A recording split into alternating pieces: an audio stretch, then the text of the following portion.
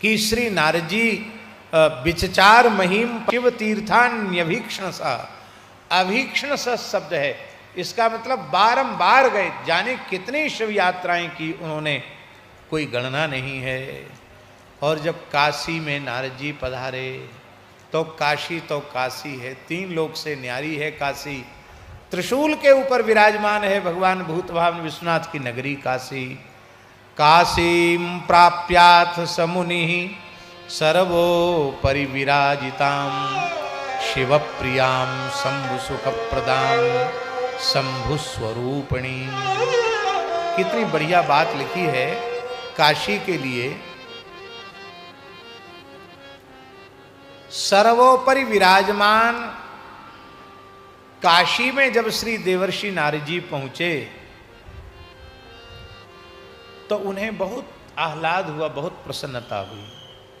काशी का एक विशेषण है शिव प्रियाम, शिवजी को काशी बहुत प्रिय है। स्कंद पुराण का जो काशी महात्म्य है उसमें लिखा है कि एक बार एक राजा ने, देवोदास ने शंकर जी की काशी शंकर जी से मांग ली थी, तो शंकर जी को अपने पूरे परिकर के सहित काशी छोड़ के जाना पड़ा।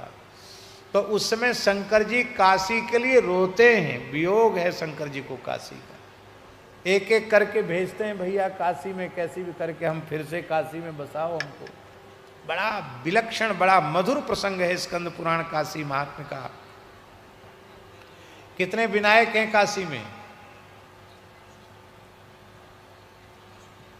अरे अष्ट तो हैं, 64 विनायक हैं वहां, 64 विनायक हैं, 64 गणेश जी गए हैं वहां।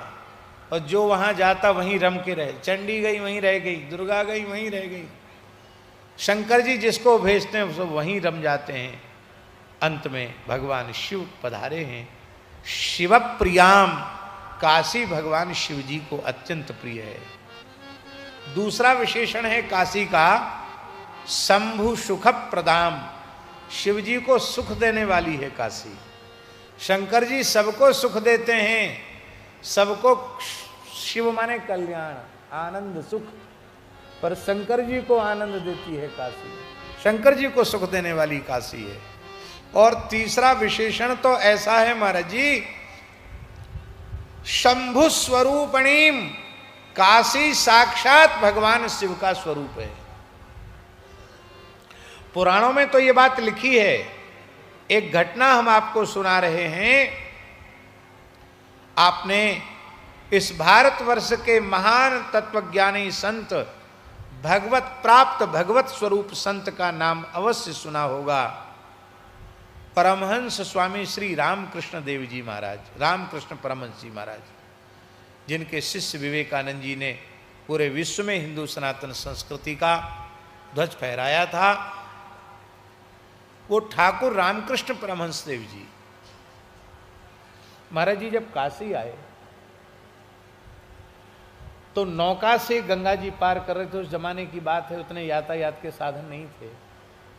तो उन्होंने काशी में क्या देखा, ठाकुर रामकृष्ण परमहंस देव जी ने, उन्होंने देखा कि एक ज्योतिर्मय पिंड है, न वहां कोई मकान है, न मठ है, न मंदिर है, न स्त्री है, न पुरुष है, कुछ नहीं है।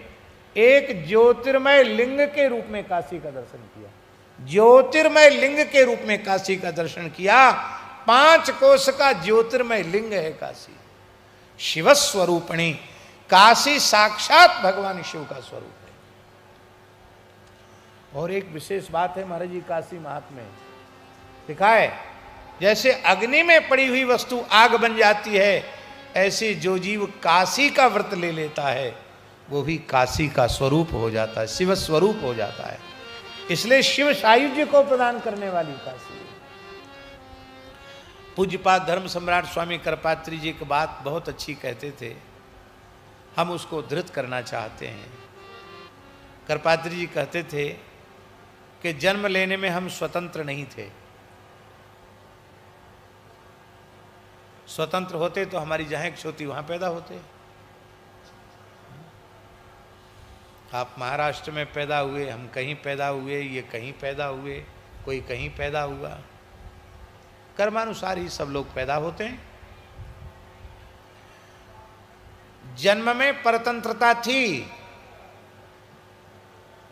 पर भगवान ने हमें आत्म कल्याण का पूर्ण अवसर प्रदान किया है मानव शरीर दे करके।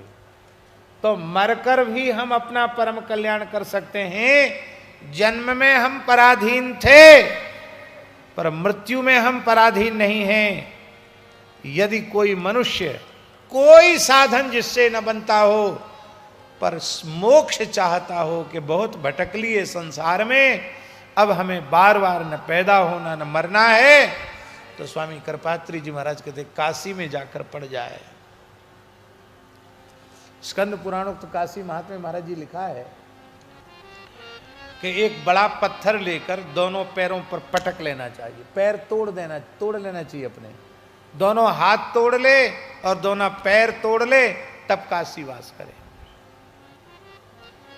इसका अर्थ आप सीधे सीधे मत लगा लेना कि कोई बड़ा पत्थर लेके आओ, हाथ तोड़ दो, दोनों पैर तोड़ दो, और फिर ना कुछ करने धरने लायक नहीं, तो कौन तुमको नहलाएगा धुलाएगा, कौन खिलाएगा। हमने जो अर्थानुसंधान किया हरि गुरु संतों की कृपा से, उसका भाव ये है भगवान व्यास के कहने का, पैर तोड़ने का मतलब है कहीं भी जाने आने की इच्छा समाप्त कर दो, और हाथ तोड़ने का मतलब है कि अपना अब कोई कर्तव्य शेष मत मानो, और सब हो गया, अब ना हमें कुछ करना है और ना अब हमें कहीं जाना है। ये पक्का निश्चय कर लो, काशी में पड़ जाओ। पक्की गारंटी है, लिखित गारंटी है कि आपको मोक्ष मिलेगा मिलेगा मिलेगा, इसमें संदेह नहीं है। और काशी में भी कई क्षेत्र हैं, विश्वेश्वर खंड अलग है, काशी खंड तो पूरे कोई कहते हैं, केदार खंड है, केशव खंड है। तो उसमें केदार खंड की तो स्वामी जी ऐसी महिमा है कि केदार खंड में कीट पतंग भी मरेगा तो सद्या मुक्ति होगी, और काशी खंड में मरने से भी मुक्ति होगी, पर भैरव यातना भोग कर मुक्ति होगी। पर केदार खंड में मरने से बिना भैरव यातना की मुक्ति हो जाएगी, तत्काल मुक्ति हो जाएगी, कोई साधन न हो तो मुक्ति हो जाएगी। एक महापुरुष ने हमसे पूछा कि काश्याम मरणान मुक्ति ही और ऋते ज्ञानान मुक्ति ही दोनों ही श्रुति वचन हैं, तो इनकी संगति कैसे बैठेगी? क्योंकि काश्याम मरणान मुक्ति ही यदि ये स्वीकार किया जाएगा तो फिर ऋते ज्ञानान मुक्ति अनर्थक हो जाएगा, ज्ञान की जरूरत ही नहीं, काशी मर गए मुक्त हो गए। और ऋते ज्ञानान मुक्ति को स्वीकार किया जाएगा तो काश्याम मरणान मुक्ति को अर्थवाद मानना पड़ेगा, जबकि यहां अर्थवाद नहीं है, यहां यथार्थवाद है।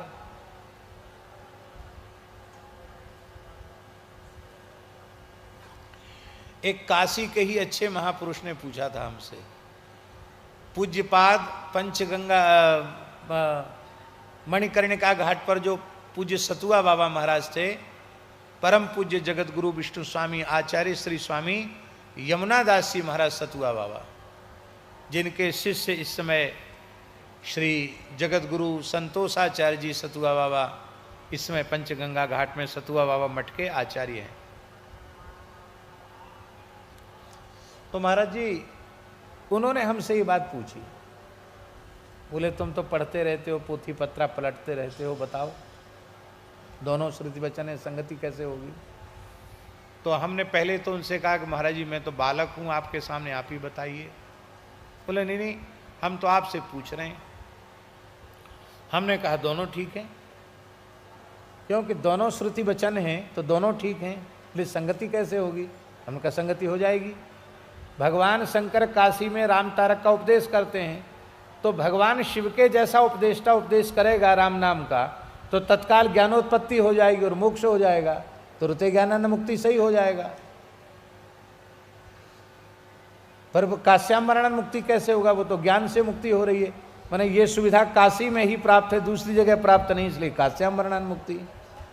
तो बोले हाँ बात तो ठीक है, पर मैं कहने को तो कह गया, पर मुझे लगा कि हमने सही बोला कि नहीं बोला। तो हमने एक ग्रंथ देखा, बहुत विलक्षण ग्रंथ है सनातन धर्म का। उस ग्रंथ का नाम है वीर मित्रोदय। भारत सरकार ने लाल बहादुर संस्कृत व्यापीठ से उसको प्रकाशित करवाया। मूल संस्कृत का है। महाभारत के जैसा विशालकाय ग्रंथ है। 1 लाख से ऊपर श्लोक है उसमें, और एक ही ग्रंथ में सनातन धर्म की सारी जानकारी है। हमने बहुत अक्षरशः तो पूरा नहीं पढ़ा, लेकिन सिंहावलोकन न्याय से उस ग्रंथ को देखा। उसमें जैसा हमने अभी उत्तर दिया, यही मित्र महर्षि ने लंबे चौड़े शास्त्रार्थ के बाद यही उत्तर दिया है कि दोनों ही सही हैं, काश्याम मरणान मुक्ति और ऋते ज्ञानान मुक्ति। हमने कही चलो, एक आचार्य की, महापुरुष की विचार पर मोहर लग गई। अब ये बात सबके बीच में कहे जाने योग्य हो गई। काशी मुक्ति की खान है। विश्वनाथ जी की बड़ी कृपा है, बहुत कृपा है। अन्नपूर्णा जी की बड़ी कृपा है, बहुत कृपा है। तो महाराज जी, भगवान शिव की जो पूरी है वो शंभु स्वरूपणी है, साक्षात शिव स्वरूपणी है। श्री रामकृष्ण परमहंस देव जी ने ज्योतिर्लिंग के रूप में पूरी काशी का दर्शन किया। और जब वे नौका से पार, नौका वाला कह रहा है स्वामी जी कि आप उतरिए, उन्होंने कहा कि मैं शिवजी पर पैर कैसे रखूं। समाधि लग गई उनकी। तब कहते हैं कि गंगा जी के घाट पर सिर के बल उतरे, वो पैर नहीं रखा उन्होंने, बोले यहां मस्तक रख के उतरेंगे। ये साक्षात ज्योतिर्लिंग है काशी। दृष्ट्वा काशीम कृतार्थो भूत काशीनाथम ददर्शः। काशी का दर्शन करके नारजी कृतार्थ हो गए। काशी विश्वनाथ जी का दर्शन किया। बोलो काशी विश्वनाथ भगवान की जय। काशी में, वाराणसी में मणिकर्णिका घाट पर एक मंदिर है गंगा जी के तट पर, जो आधा गंगा जी में धसा हुआ है, बालू में धसा हुआ है। उसका शिखर भी झुका हुआ है। उसकी कथा जानते हैं? नहीं जानते हैं। उस मंदिर की कथा यह है कि जब उस मंदिर का निर्माण हुआ तो उस मंदिर के निर्माता ने मंदिर की प्रतिष्ठा के समय ब्राह्मणों से कहा कि संकल्प बोलो। क्या संकल्प बोलें? बोले मातृ ऋण से मुक्त होने के लिए हम ये मंदिर स्थापित कर रहे हैं। जैसे ही मातृ ऋण से मुक्त होने का संकल्प करके जल डाला, मंदिर भूमि में धंस गया। आज भी धंसा हुआ है। इसका मतलब है माता पिता के ऋण से संतान कभी मुक्त नहीं हो सकती।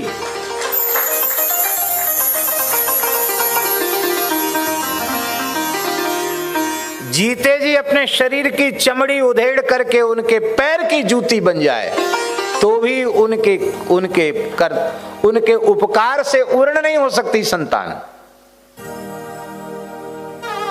पुरुषार्थ चतुष्टय की सिद्धि, धर्म अर्थ काम मोक्ष, चारों पुरुषार्थों को देने वाला शरीर, भगवान की प्राप्ति का साधन शरीर, गौ ब्राह्मण संतों की सेवा का साधन, उपासना का साधन शरीर, वह शरीर पिता माता की कृपा से मिला है।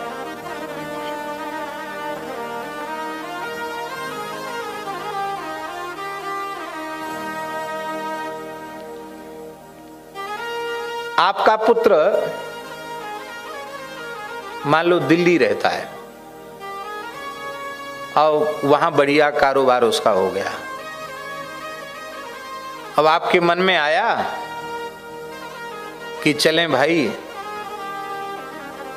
अपने पुत्र के पास हुआ में, तो आप अपनी गृहिणी के साथ सूरत से हवाई जहाज में बैठे दिल्ली पहुंच गए और दिल्ली में अपने पुत्र के द्वार पर पहुंचे।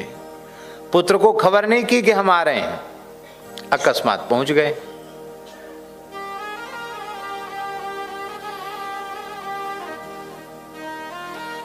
अब सत्पुत्र होगा तो उसके मन में कितनी प्रसन्नता होगी।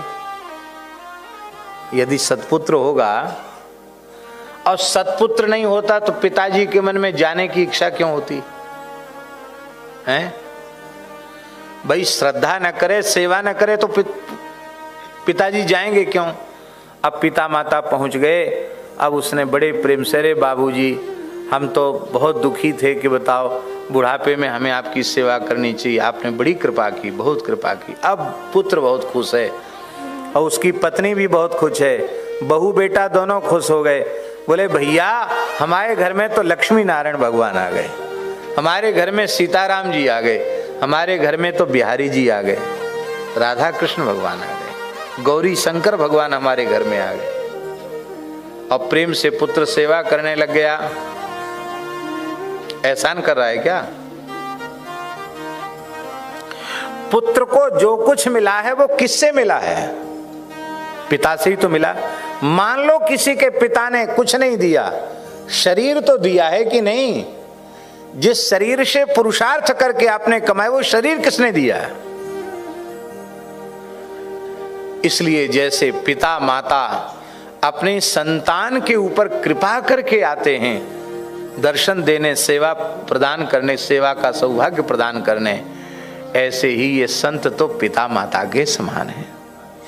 पुत्र को जो कुछ मिला है वो पिता से ही मिला है। ऐसे हम संतों को कुछ नहीं देते, संतों की कृपा से ही हमें मिला है। और संत हमारे घर में आ गए तो समझना हमारे माता पिता हमारे घर में आ गए। कबीर दास जी का एक पद है, संत हमारे मात पिता हैं, संत ही भाई बंधु,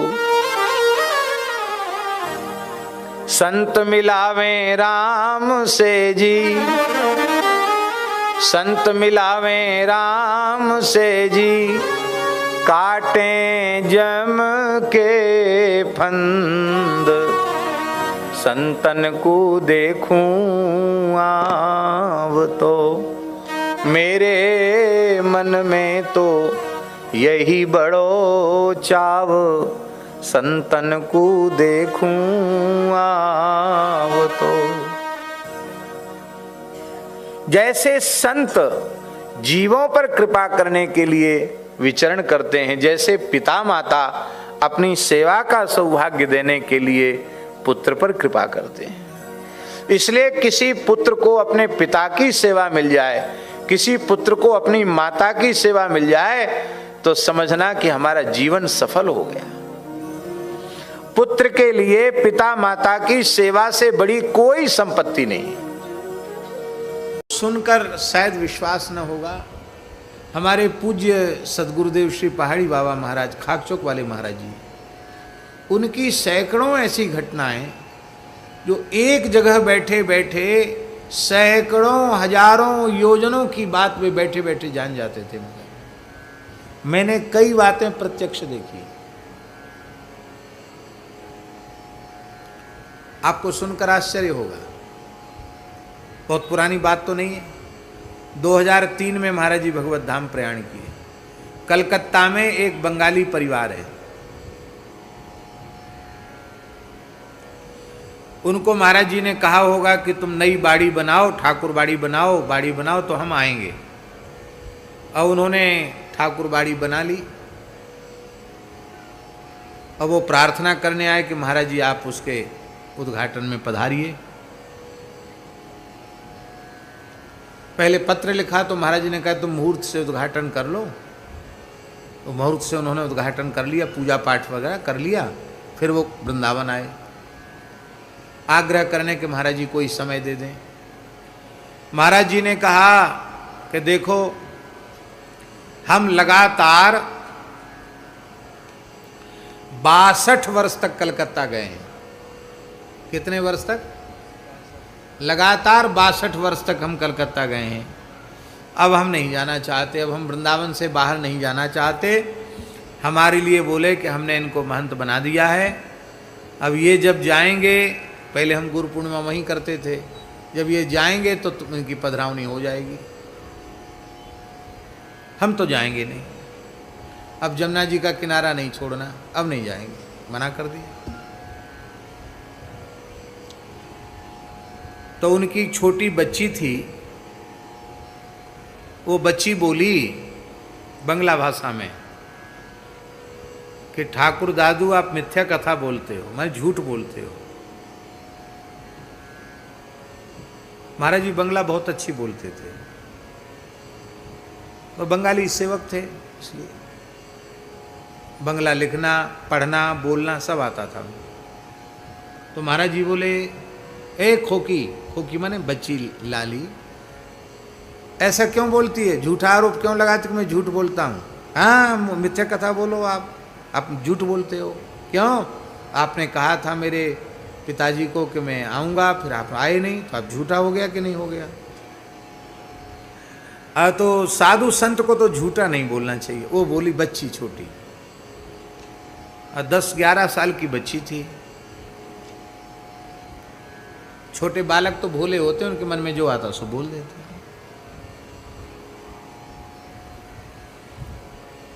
ये बात भी मेरे सामने हो रही थी।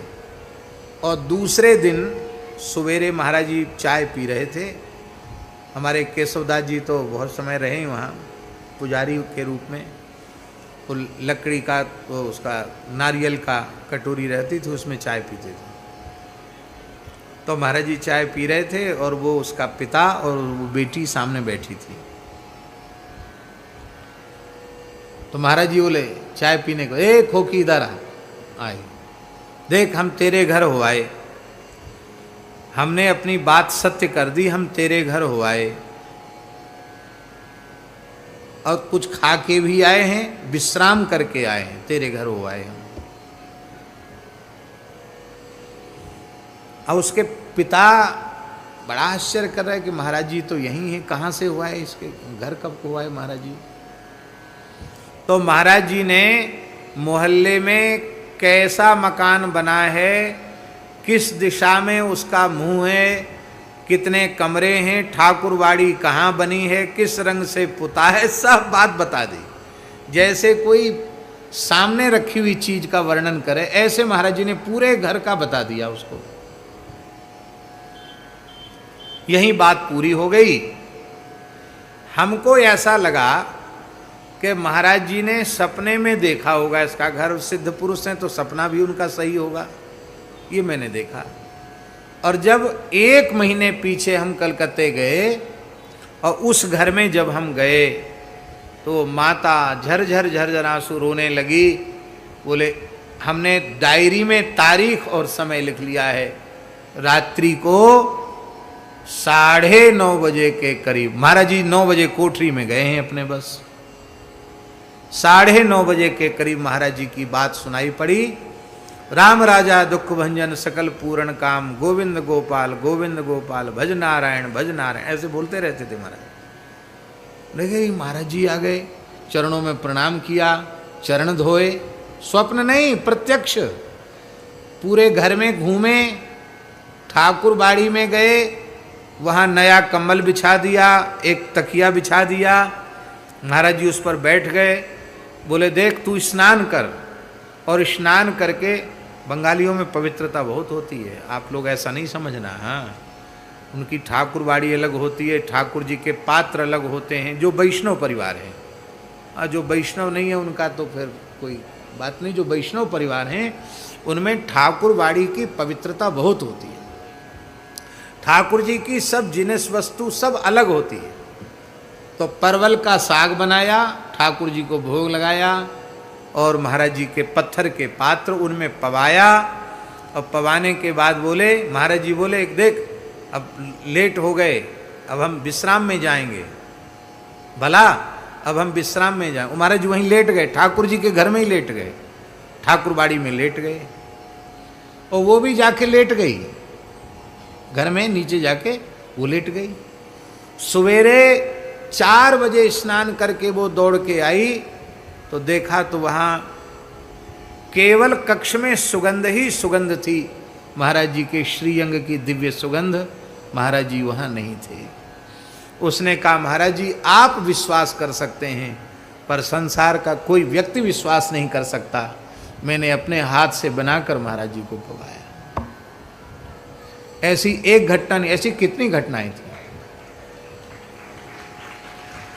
ब्रज के गांव में फक्कड़ पने में रहने वाले महात्मा एक से एक सिद्ध। जमुनापल्ली पार एक गांव है रुदायन, जहां हमारे श्री केशवदास जी महाराज गोपाल जी की सेवा करते हैं। वहां मस्तराम बाबा थे, और मस्तराम बाबा महाराज जी के गुरु भाई ही लगते थे, पहाड़ी बाबा के गुरु भाई लगते थे। पर मस्तराम इसलिए उनको लोग कहते थे, वो तिलक विलक नहीं लगाते थे, ऐसी कोई रज चंदन वगैरह कुछ लगा लिया, वह गैया चराते थे वो, और सेवा करते थे, खेत में सेवा करते, गैया चराते मस्तराम बाबा।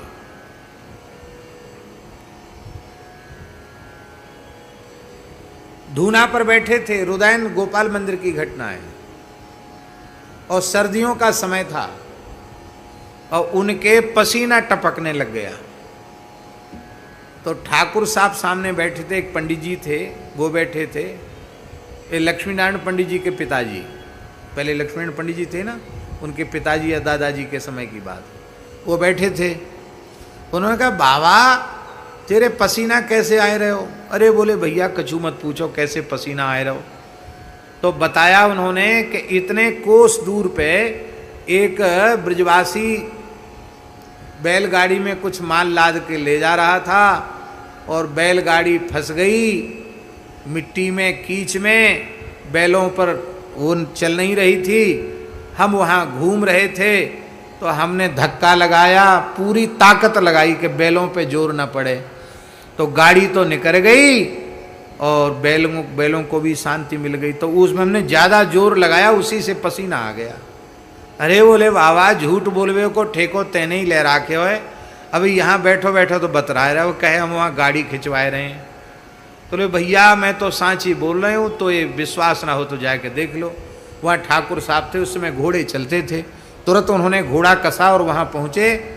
तो उस किसान व्यक्ति ने कहा कि मस्तराम बाबा यहाँ ना होते तो हम तो, हमारे तो बैल मर जाते, हम तो परेशान है जाते।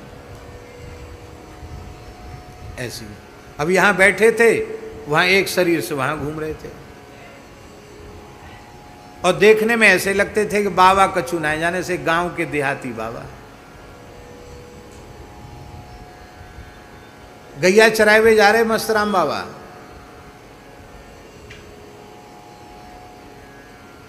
गैया चराए हुए जा रहे बाबा, और एक गुजर, यहां कोई गुजर बैठे हो तो बुरा मत मानियो, बड़ा नामी पहलवान था गुजर। तो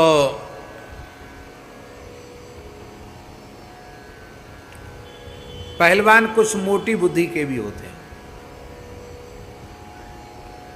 और फिर गुजर कहते नीम और करेला और नीम पर क्या कहते हैं, नीम चढ़ा। तो एक तो पहलवान है गुजर, तो बाबा को मखौल करते हुए, हंसी करते हुए, ए मस्ता बाबा कहाँ भैया, क्या बात है?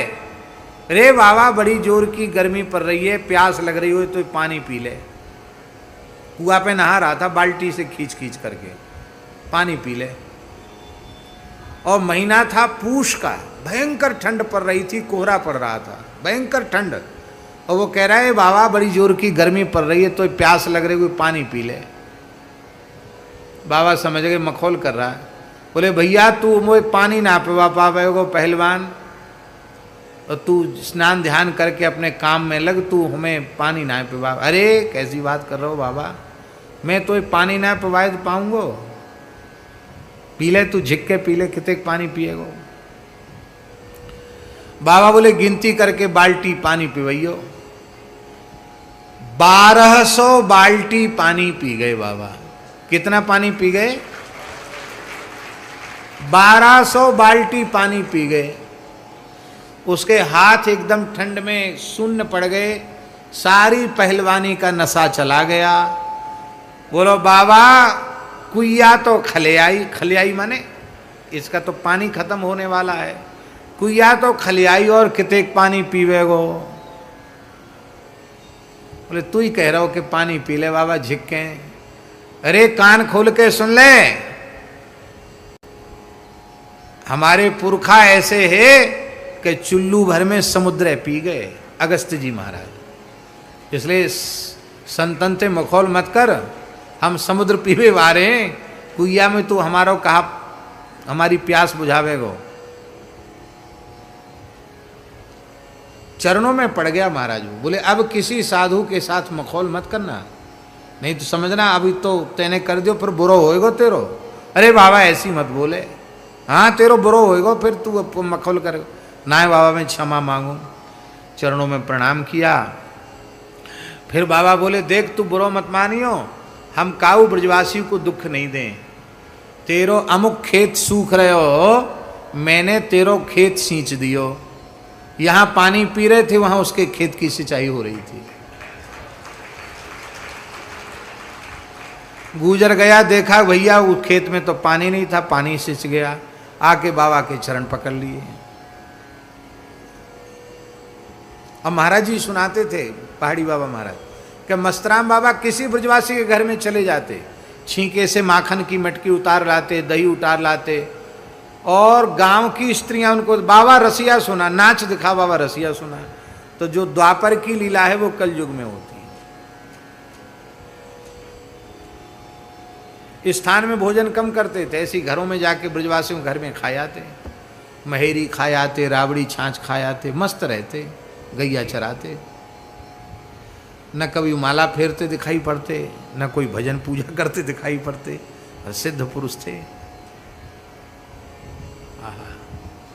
अतीन्द्रिय ज्ञान इसको कहते हैं। धर्म और सदाचार की ऐसी महिमा है।